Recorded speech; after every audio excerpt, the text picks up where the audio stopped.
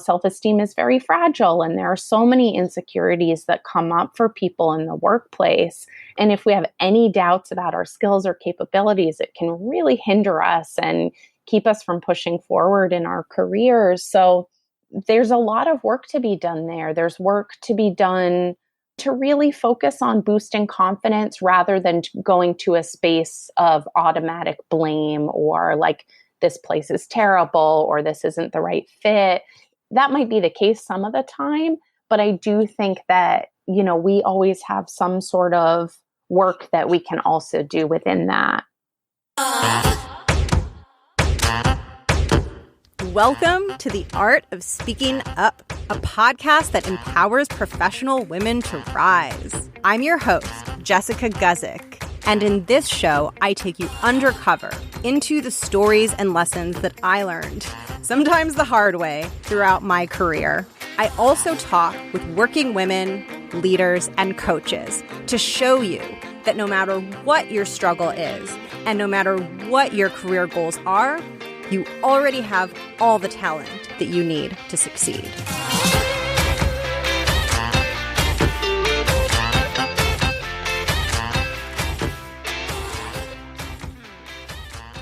I have a theory that when things get hard at work, whether it's because we have a ton of work to do, or maybe the work itself is really hard, or maybe we're having troubles relating to the people around us and our coworkers.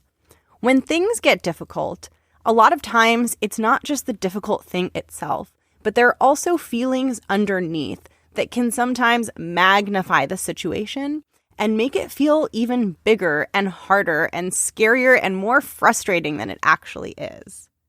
A lot of the times beneath the surface, we might have fears that we're not good enough. We might be anxious or afraid that we're going to fail at something. We might be afraid that there's a skill or something that we're not good enough at for our jobs. And all of these things can compound together, and then we run into an obstacle or a wall or a tough situation, and we can start feeling very negative and very stuck. And that's why I was so excited to have a conversation with today's guest, Risha London Nathan, a licensed clinical social worker and therapist who works with many female clients through some of the negative feelings that can come up in life and in work. And in this conversation, I talked with Risha all about the work that she does and why sometimes we find ourselves in these dark situations at work, and why we find ourselves feeling like we can't speak our minds and say what we really want, or we're getting stuck in cycles of perfectionism, or we're being very self-critical and anxious, or we're feeling like we're soaking up everybody's energy at work and we have nothing left for ourselves. All of these things are things that Risha has deep expertise in from the perspective of a therapist, and things that she's helped her clients move through in their careers and in their lives. I am super excited to bring you this conversation. If you enjoyed the interview with Courtney Clifford about negative feelings at work, you will love this one. It takes that same idea and we get at it from different angles and go a little bit deeper in some areas. So I hope you enjoyed this conversation. Hope you find it helpful, and I'll catch you at the end. So the first question I wanted to ask you was to introduce yourself to listeners and give us the 30,000-foot view of your career path. Yeah, sure. My name is Risha London Nathan, and I'm an LCSW. It's a licensed clinical social worker. So I'm a therapist licensed here in New York, and I also am actually licensed in California as well. And I work remotely with people who aren't in the area but would prefer to speak with someone who maybe has some coaching background, but is also a licensed therapist. And just to kind of give you a little bit of history, I was actually born at home in a very, very small rural town in Massachusetts. And, my parents were very much into kind of living off the land. And my mom was very interested in herbs and holistic healing and growing our own food and those kinds of things. So that sort of laid a little bit of a foundation for me in terms of being interested in health and wellness going forward. And, as a kid, I was like pretty average, sort of silly, kind of confident, outgoing kind of a kid. But as I started getting a little bit older, I remember all these places where I just started to get really embarrassed about who I was and start kind of piling up all this shame and all this discomfort and feel like I needed to start hiding some parts of myself. So that started really young for me. And part of it was that, we were just kind of a little bit of a family that was sort of like outside of the norm, just in the way that my parents were raising us. And also, just people were constantly questioning like our ethnicity and our cultural background and my name and all of these things. So, I really started to build up kind of a wall around myself with that stuff really early and started to feel a lot of insecurity and really quickly kind of became a kid who was just holding back a lot. I didn't feel like I really had a strong voice in any space. I kind of hid behind my mom a lot. And I think those insecurities really just took me out of who I was in my most authentic state as a little kid.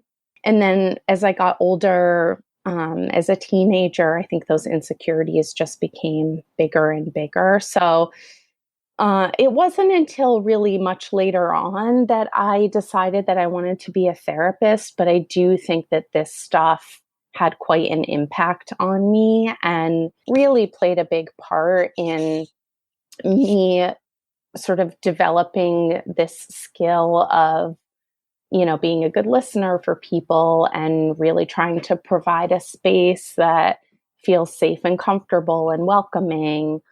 And then after I went to grad school and became a therapist, I sort of incorporated some more nutrition and holistic health in with that because I really started to feel like, we're doing all of these things to separate our body from our mind and to separate our body into all these parts. And the more we're disconnecting all of these things, the less people are healing and getting better and feeling well and, connecting to themselves and connecting to other people. So, I really started to feel like, okay, I want to look at people as humans who are, having a human experience, who are living a very flawed experience in the world, who have human bodies, and to just help people start to normalize those emotions so that, they would be able to work through them and connect more to their bodies and work through physical things that were coming up. So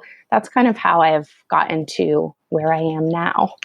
One thing that you've mentioned that you see come up a lot in your practice, and particularly, I think, around working with women, is sort of similar to the transformation that you went through, which is going through that process of self-acceptance and then in that coming to a point where a person becomes comfortable taking up space and expressing themselves authentically. And so I wanted to ask you, what does it mean? What does it mean to take up space? What does it mean to express oneself authentically? Because that's really going to be so central to what we dig into today.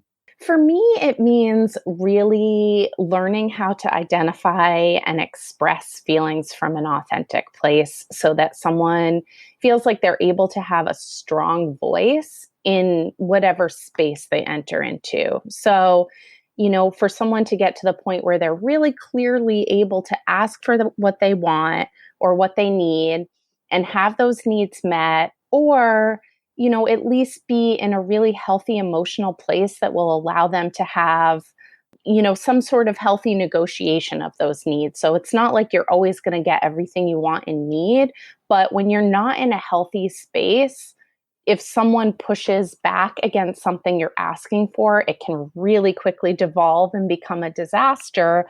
But if you're in a really good place for yourself, then you're able to feel confident in taking up that space, in pursuing what you want, and then being able to handle it really well if you don't always get those needs met. So it's not demanding, it's not super emotional, it's not attached to outcomes. It's just really clear, really authentic, and it's coming from a place of confidence. Absolutely. And I want to normalize a little bit the experience of struggling to ask for what someone needs or to make a request or an ask or to say something that feels not confrontational, even lighter than that. I think it can be hard for people, and I think sometimes people will assume they're the only one that's afraid and everyone else is just able to ask these things and be themselves. And I would love to hear what you've seen just working with people, particularly, ambitious women who are wanting to do well in their lives and their careers. What kind of challenge or struggle you've seen around that? Hmm. Yeah, so this is such a common theme in my practice, in my friends, in family. And it really is so hard for people to, one, get really clear on what their feelings are. So, just sort of be able to separate out something that feels kind of overly emotional and just kind of really messy from what the actual feelings are, and get really clear on that, and then be able to ask someone is really hard for people. There's so much fear of rejection. There's so much embarrassment and discomfort that comes up for people in just saying really clearly what's going on or what they need, especially for women.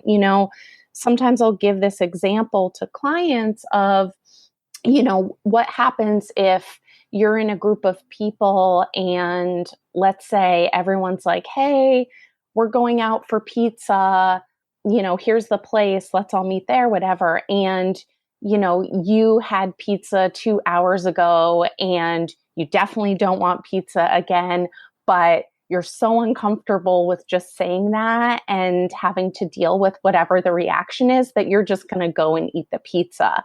And, that's a silly example, but people do stuff like that all the time where they're kind of accommodating someone else's needs or what they perceive someone else's needs to be, rather than, owning where they're at and saying that and feeling confident that they can handle whatever comes back at them.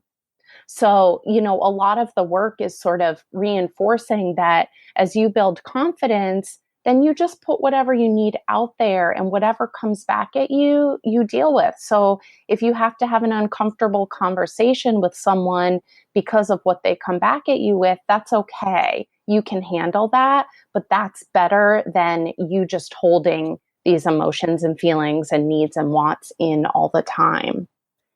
Yeah, and also I think when you overlay a work context onto all of this, it can make it even more complicated because it's not just advocating for your needs, like in a social situation, but then there are power dynamics at play and there are all these things that you have to think about. And I'd be curious to get your point of view on that and how you've advised people to navigate that and kind of how you've seen women step into being able to do that in a work environment or professionally in their careers. Yeah, I mean, I think that that does certainly add a whole other layer and it's complicated. And I think that, to me, there is no situation that doesn't have some amount of negotiation or some amount of improvement that can be made. And I think it's obviously really important for people to work in a space where they feel like they can thrive and grow. And obviously, unfortunately, this isn't always possible. There are a lot of people who have jobs that are not ideal for them. But I think that it's not likely that you're going to find someone who really quickly shifts out of a power dynamic where they want to kind of hold themselves above you or be keeping you down in some way. So you have to carefully navigate that, and find maybe a little space where you could bring some defenses down. So maybe you end up having to give someone a little bit more of an ego boost or an extra level of understanding, that so that then they are a little bit more open to hearing you. And, I think that expressing your needs in some kind of a way can can work in any situation. So maybe it's not going to start out as a conversation where you're speaking up about everything or you're asking for everything you want and need. But I think there can be some slow gains that are made. And I think also there's always space to sort of look at, well, who am I in this equation? Am I my best self and everyone else is terrible? Am I communicating really well?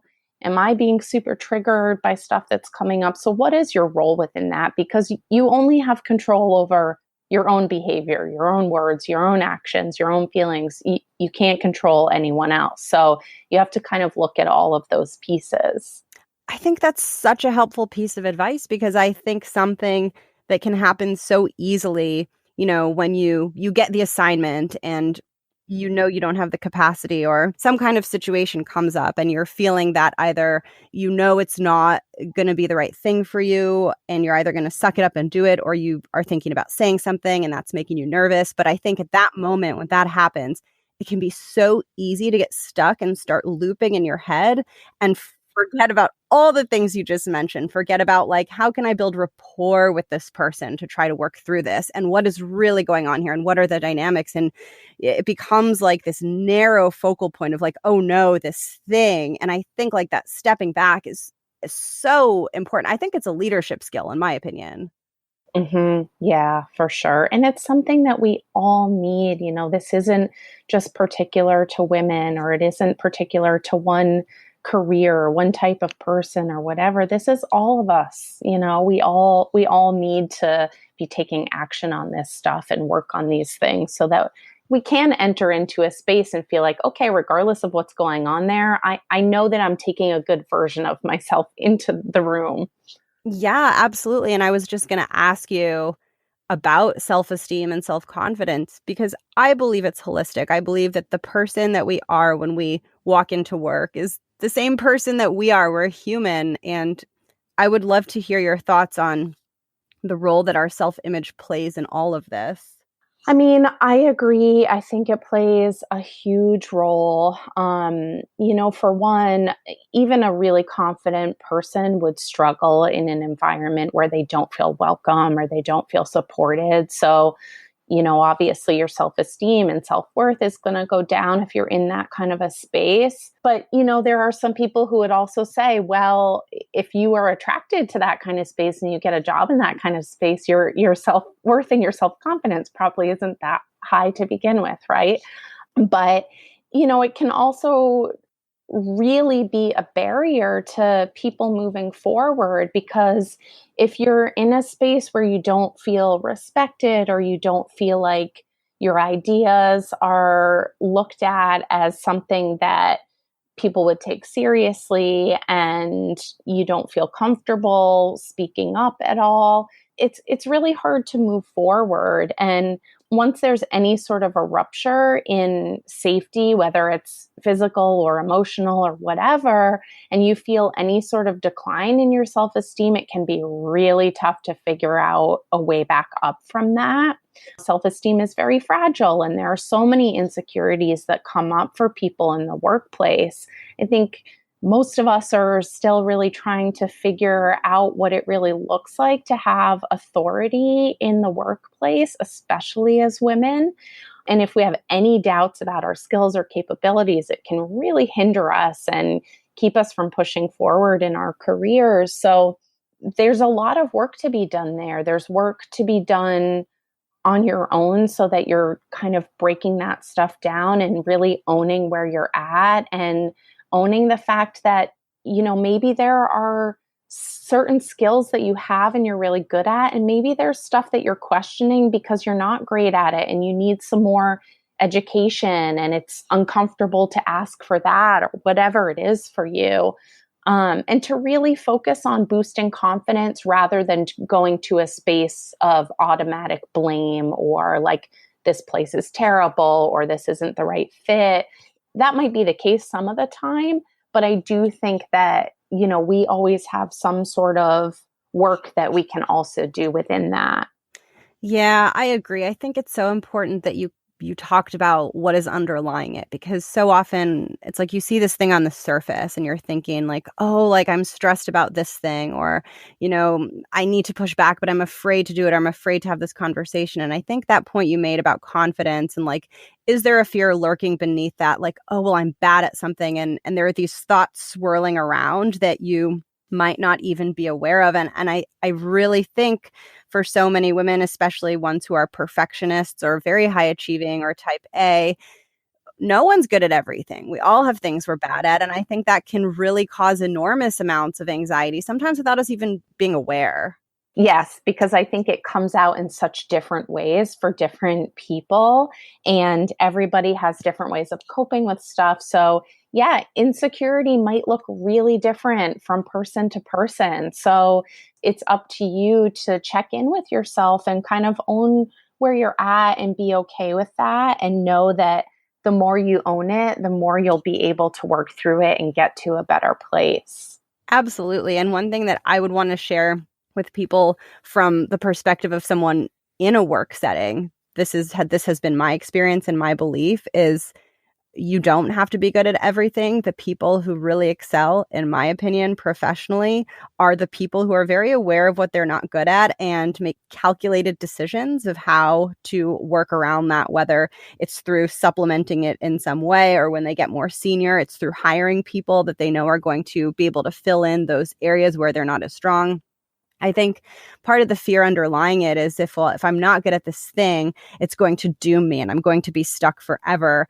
And I think just from the perspective of someone who's in the professional world and who has experienced that line of thinking, it's untrue. I think it's completely untrue. And I think it's so helpful that you're kind of illuminating this fact that like you feel a certain way, you're feeling uncomfortable, you're feeling stressed out, but just step back and examine your relationship with yourself and see if there's something there beneath the surface. Yeah, I completely agree with all of that. And I think the more we can really check in, the more we are connected to ourselves and our bodies, the better we're going to be for everyone. The more connected we're going to be to other people too, the more compassion we're going to have, the more empathy we're going to have. But when you're disconnected from owning where you're at, you lose all of that. Absolutely. And one thing that I think we can highlight here too is it's not only the negative. Like I think sometimes when we're disconnected from everything. So this isn't to say like when frictions come up at work or you're feeling anxious about something, it's because you have these like flaws and that's the reason and you're bad and wrong. I think we also stop seeing the positive in those moments. Yeah, absolutely. It really holds you back from everything. So, yeah. And, and then people get into this spiral of thinking so poorly of themselves that then it becomes even harder to move forward or take action or make whatever changes are needed. Are there any tools or anything that you recommend to help people gain some perspective? And I'm thinking particularly too, like in those moments where you're really in it, the moments where you're like, okay, even if you are self-aware, you're like, this emotion is washing over me. I'm uncomfortable. I'm feeling awful. And like, I feel stuck in it. Like, what is the thing to do when that is happening? I think that is something that comes up for most people at some point, and it's your body telling you that you are not safe in some way, right? So you're having that kind of physical reaction because you're releasing stress hormones and your body is telling you like escape, get out of this situation. So I would say pay attention to that and take a little bit of space. And I recognize that if you're in an office setting and you're in a meeting or whatever, you can't always just like leave that situation. It's not always realistic for people, but you can go to the bathroom for a few minutes. You can go get some water. So, whatever way you can, I would say take a little bit of space. And this is kind of across the board, whether it's in a work situation or in a romantic relationship or with a friend or whatever. I think it can be translated across all of that. But to just take some time to calm your body down a little bit so that you can get back to some rational thought, because when you're in that really heightened emotional state that's so overwhelming, you're not going to be able to have a healthy conversation with someone. You're not really going to be able to hear what people are saying. You're not going to be able to respond in a healthy way. So, I think just take whatever space you can, calm down a little bit, calm your nervous system, take a little bit of a break, and return back to it when you feel capable of communicating in a way that, will get your point across or get your needs met. One thing that I've noticed that I'd be so curious to get your opinion on is sometimes there are certain people or situations that kind of put me into more of a not good place. Like it's a certain personality type, and then I won't be at my best, or I'll have a hard time advocating for myself. And it can vary so much just based on the circumstances, whether it's what's happening around or that person's personality or their communication style. I'm curious if you have any perspective on why certain environments or people will cause someone to shrink and feel afraid, and how they could work through that. I think to some extent that is a little bit unavoidable because you don't match with everyone, right? So, if you think about the people who you connect with in a friend capacity, you're not going to be best friends with all of them. And same thing in a work environment. You're not going to be best friends with everyone. You're going to feel different emotions around each person. You're going to feel some insecurities with some people, some triggers with some people, some irritation with some people.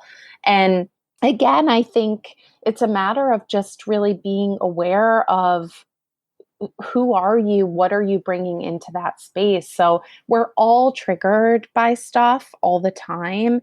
And it's either bringing something up that we're insecure about, or, something that's in our subconscious mind from the past that's being brought up by someone's actions or words, or it hits on a nerve. So, I think it's the same kind of stuff. It's working to get to a more confident space. And then also just sort of recognizing, what? Not everybody has to be my best friend. Not everybody has to be the person that I'm going to go to. And maybe trying to find a little bit of common ground with people if you have to work with them and there's no way out of that.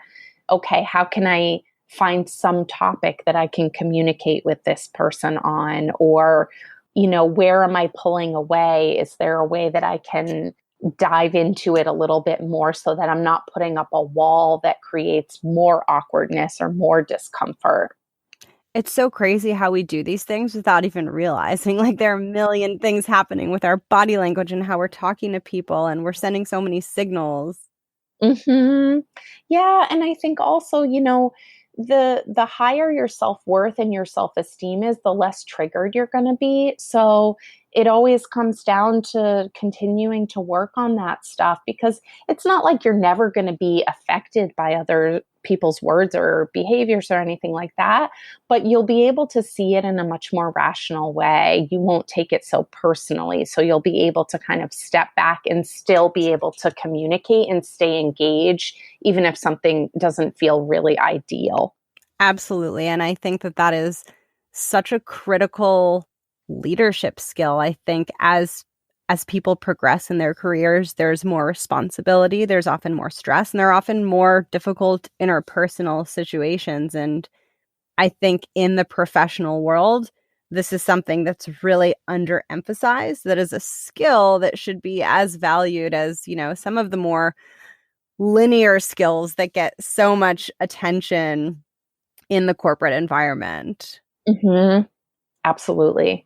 One thing that I'm curious about, to the point that you made earlier, which is that when your sense of self is more solid, these situations tend to knock you back much less. Although days are always hard, everyone has hard days, but that stability can really help. And I'd be curious to hear what you might recommend to someone who is hearing this and recognizing, like, okay, yeah, my self-confidence isn't where I want it to be. What can I do? Like, what's one or two steps that I can maybe start taking to unpack that and start to grow my sense of self-worth? In my opinion, communication is a big piece of that because, the people who have higher self esteem are communicating better. They are clearer, they're less emotional, they're not worried about saying what they need to say to people. So there's much less holding going on. And, the more a person is kind of holding on to their emotions, the more they start to question themselves, so they don't feel good about themselves. They're holding back, they're embarrassed, they want to run away from a situation. So the more you can start to practice that in every area of life, you start to kind of reinforce this trust muscle of, okay, it's safe for me to say what I need to say, and that makes me feel better about myself. I know that I can trust that I can be my whole self with this person. So then I'm going to take that and practice that with the next person as well. I think that point that you mentioned about holding on to emotions is also really relevant for so many people, because I think just the combination of stress that can come up at work and all of the things that can make work hard, that stuff I think can build. And I'm wondering if you have thoughts on healthy releases. Yeah. I mean, I think that stepping back when you're in a heightened state so that you're able to calm yourself down enough to get to a more rational place, I think physical exercise to release some of those hormones or any sort of physical movement is good. Talking about it is really good too. However, it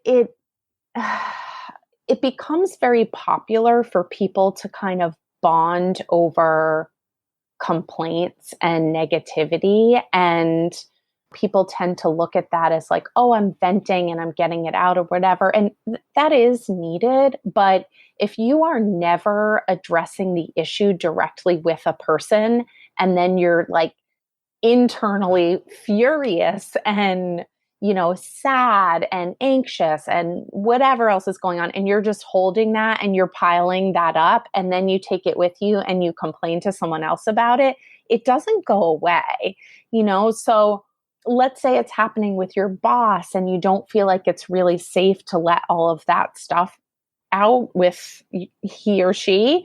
It's probably not, but there are some elements that are going to be safe. So you have to distill that stuff out a little bit and figure out, okay, is there a way for me to maybe write all of this stuff out and get really clear about what is actually bothering me when it's not layered with all this other stuff? And can I say that? Is there some way for me to say, hey, can I talk to you? I think I need a little bit more help with this thing, or hey, I'm struggling with this. Can we go over it again, or whatever it is? Those are really gentle things that, for the most part, people are going to respond really well to. But if you come to someone and you're like, I can't handle any of this and I'm going to leave, I have to leave early, people don't respond well to that, right?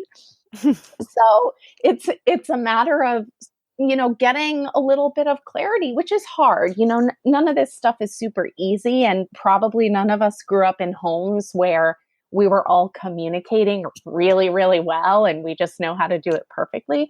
So it really is a skill that has to be learned. I agree. And I think, even though it can be hard in the moment to pause and, like you said, write it out and figure out what's going on, I know for me, there were so many times where, like, if I had stopped and did what you just suggested and just said, like, what's really going on here? Once I got to the bottom of it, there wasn't even a problem in the end. It was just, I added meaning to something and then it spiraled in my head. And then when I really looked at what was happening, it was like, oh, I'm missing a piece of information. That's all that's happening here. And it sent me down this spiral of anxiety and frustration. Exactly. Exactly. And I think that happens for all of us at times. And it happens in every situation, whether it's work or with your partner or your parent or whatever. It happens all the time. One thing that's worked for me, and I don't know if this is something that people should do, but it has helped, is it's very strange to admit this, but when I'm in the privacy of my own home, sometimes screaming and making weird sounds feels really good and helps me let go of a lot of stuff. Yeah. I mean, there's a type of therapy called core energetics. I don't know if you've heard it, but it's pretty much exactly that. They will basically have you hit like a huge foam cube and be screaming and swearing to take you out of an emotional collapse. So yeah, there's a lot of power in moving your body and moving those emotions out of your body and then taking some of that power back for yourself so that you're not just like completely falling apart in the emotion. That's so interesting too, because I don't know tons of the science, about this, but emotions are based on chemical reactions and neurons firing. And so Mhm. I'm sure there's something going on there, but that's so cool to know that that's an actual thing. Yeah, so you already have it down. Well, I don't know. So it might just be like out of desperation of like, oh gosh, I can't take it anymore. Like I need to do something. And I think I don't know if this will help people, but I have moments where I don't even want to do something like that when I'm in the privacy of my apartment because I'm like self-judging and I'm being like, you weirdo. Like you're gonna like scream and quack and do these really strange things. And I'm like, wow, like I can't even be me around myself. I can't even do this thing in total privacy. And I think once I recognized that, I was like, I have to do this. I have to push past this and like give my heart and my body what it needs. And it's really powerful. Yeah, because I think, instinctually, your body is telling you what you need. And the more we shame that or diagnose that or decide there's something wrong with it, the more we hold ourselves back. So, what I tell people when they're coming to me and they're telling me stuff like that, I'm like, great, great. Your body knows what to do and it's making you feel better. Do it. That's fantastic. Isn't it so amazing that your body already knows what to do? And it's so important to listen to that. Yeah, I think being disconnected from our bodies is very, very common, especially in like a lot of high performing professional environments where people are very focused on outputs and moving forward. I think a lot of people, the way they get through the day is through disconnection, caffeine, and adrenaline, and being in the opposite space. And it can be hard to get back to that. Yeah, absolutely. And, it's a function of the time that we're living in as well, that I think people have really lost their way in terms of even knowing what it means to be really connected with themselves and with other people. It's a struggle. Yeah, and it's not encouraged, like this self-awareness practice and honoring what we're experiencing and what we're feeling on a mental level and a physical level. It's not part of the professional dialogue, but it's so real for so many people. Yeah, absolutely.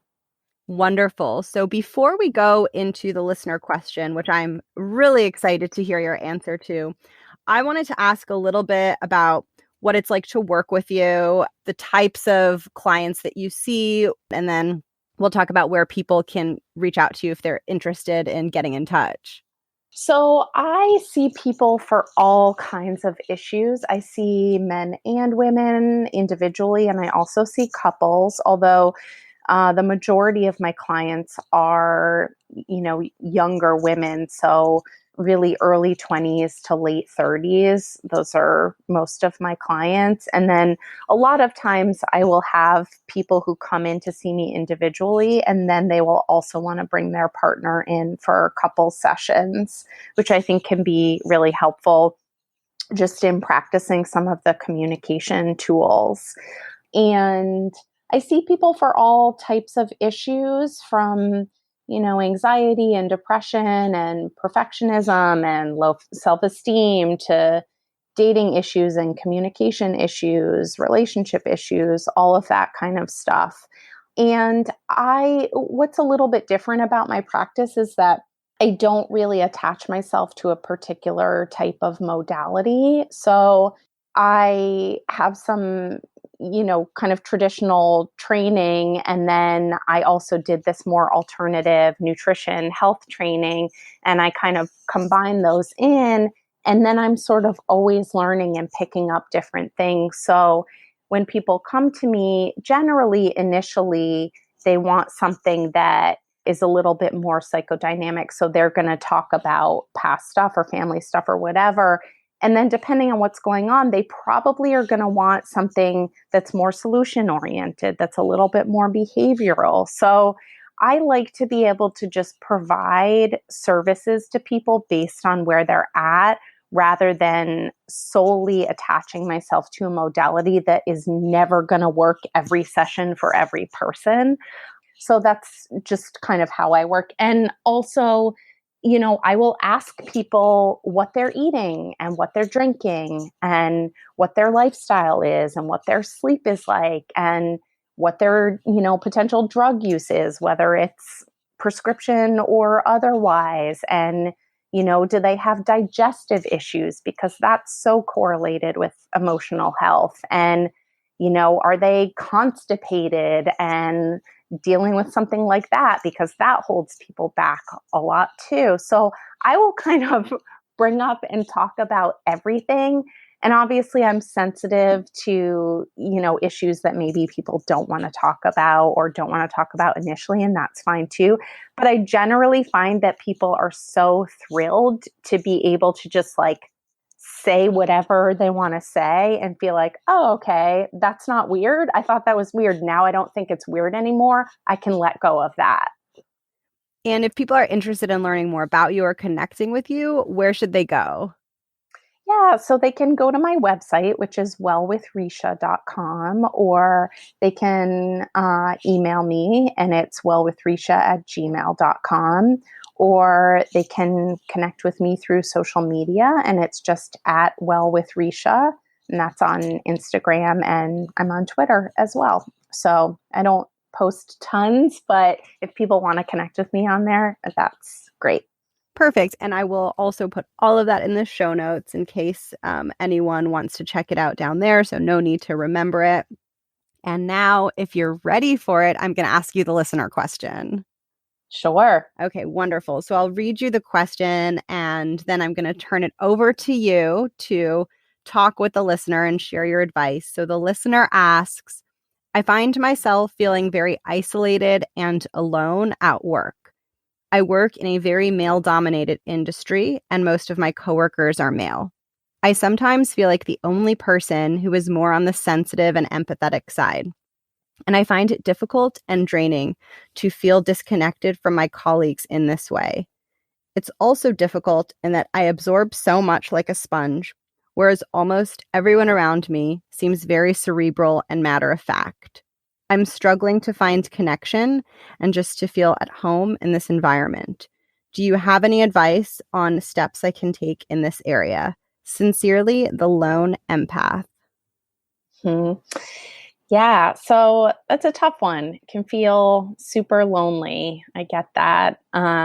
I would encourage you to pick one or two people who seem easier to approach and maybe try to find some common ground with them. So, it can be something super small like types of food you like, or coffee, or sneakers, or just something random that you feel like you could connect on. It doesn't have to be something that's going to create a huge emotional bond in one day, but it's an opening, right? And the other thing is, I would say, to try to remember that men also are human and have feelings and have empathy, and that they want to connect just as much as we do. They may not display it in the same way or be quite as emotional in their connections, but the feelings and the sensitivity are there. Women tend to have these really emotionally intimate and intense relationships with each other, which is amazing and so necessary. But men benefit from those deep connections as well. And if you can think about building a really small foundation and growing it from there, there's space for that. Maybe not everyone will be your best friend, but there's certainly space and room to grow from there. And also, I think maybe it also makes sense to think about what you would want in your next job. And maybe even if you're successful in this with making some connections, maybe ultimately, okay, I really want to be in a space where there are a lot of women. That's really important to me. So in my next job, I'm going to make sure that that's part of it. And the other thing I would just say, and, I think that humans have a lot of empathy. And obviously, there are varying degrees to this, and there are some people who don't, but that's another kind of a problem. But, I think that this maybe is going to sound a little bit controversial, but sometimes when people are not in a really healthy space for themselves and they're not communicating well and they are really not happy and they're overly emotional, they may tend to think of themselves as people who have more empathy because they are feeling more, they're suffering more, things are hurting more. And it's not to say that, maybe they do have more empathy than the average person, but I think that there is some room in there to sort of say, like, why is this affecting me so much? And if I don't like that, is there anything that I can work on so that I'm not so affected by this? So that, I remain a person who has a lot of empathy, but I don't feel so overwhelmed with this all the time. Like, what is my role in that? And is it changeable if I want to change it? I think that's more of an empowering view also, because you're moving things into your own hands, and you're solutioning based on a universe of potential solutions that you can control. Mm-hmm. Super helpful. Thank you, Risha. And now I'm going to ask you the closing questions that I ask to every guest. The first one is about the title of the show. So the podcast is called The Art of Speaking Up. So I love to ask every guest what that means to them and why they think it's important. Yeah. And to me, speaking up is just so, so important. Obviously, as a therapist, I see people on the other end of that and the amount of pain that is with people when they don't speak up. And it's for you, for yourself, it's for people you surround yourself with, it's in the world, it's as an example to strangers and children and the people around you. So, there's so much holding of words and holding of emotions and holding of needs and feelings that we all do on a regular basis. And not only does it lead to emotional stagnation, but it also impacts people's physical health to be holding back all the time. Speaking up is part of being authentic. It's part of being a human. You have a voice, you have words to use, and this comes in many forms. It doesn't mean you're commenting on anything and everything that you have an opinion on at all times, although it can be that if that's authentic for you. But it means really expressing yourself in a truly authentic way, whatever that may look like for you. And the final question is some context. I started this show because when I was in my early 20s and starting my career, I went through some tough times. I was very alone. I didn't really have any mentors back then. And I started this show so that I could speak to and support and empower any women that might be struggling in their careers and in their lives, because our careers are so much a part of our lives. So I'd like to give you the floor to talk to women and to share any messages that you think might be helpful or empowering to anyone who might be working through some of those difficult times that I think we all encountered in our 20s. I would say, just keep going. Life is filled with so many unexpected things. We make all kinds of plans, and, things don't always go the way we want them to. There's so much good, there's a lot of pain. People get overwhelmed and let ego and insecurity and low self-worth get so in the way. And I would just say, keep going. That, there's always a way out. There's always a way to work on stuff. And it's just a process for all of us. And, there isn't a single human, myself included, who has it all figured out. And I think when we stop putting people on pedestals and recognize that everyone is just trying to find their way and trying to figure it out, we're able to push through our own stuff to make sure that we can have a voice out there. We're all really a work in progress, and we don't need to pathologize our feelings and our pain.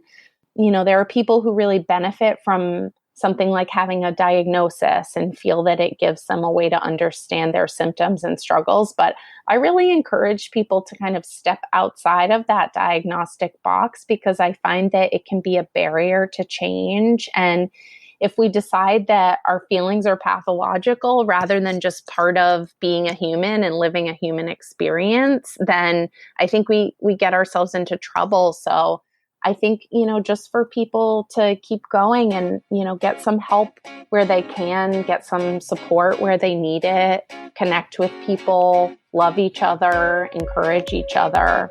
That's kind of what I would say to anyone. Thank you so much, Risha. Yeah, no problem. Thank you so much for having me. Thank you so much for listening to my conversation with Risha. I hope you enjoyed it, and I will put her contact information in the show notes in case you want to learn more about her work or get in touch with her.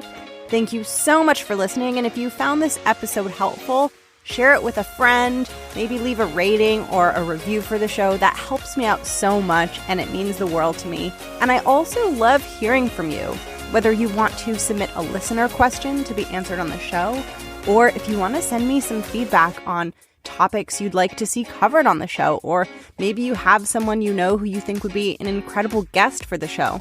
I love hearing from you, so feel free to reach out to me. You can find me on Instagram. My handle is @theartofspeakingup. You can send me an email at jessica@theartofspeakingup.com. I will put all of that information in the show notes, and I hope that you are having an incredible start to your 2019, an incredible day, an incredible week, and I'll catch you next week. Bye!